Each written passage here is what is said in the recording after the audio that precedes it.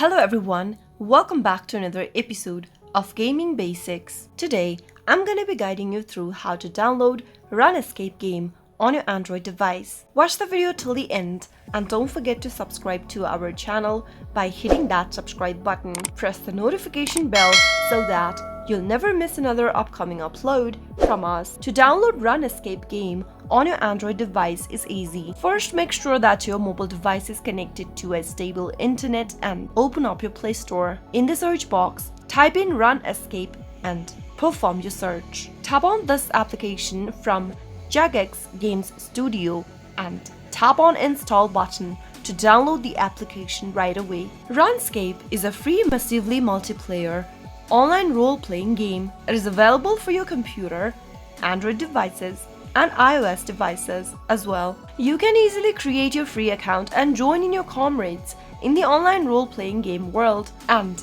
get set for an adventure. Once the application is downloaded, tap on the play button to open the game. That is how you can easily download RuneScape on your Android device. I hope the tutorial was helpful to you. If it was, go ahead and give us a thumbs up. I'll be back soon with more videos like this.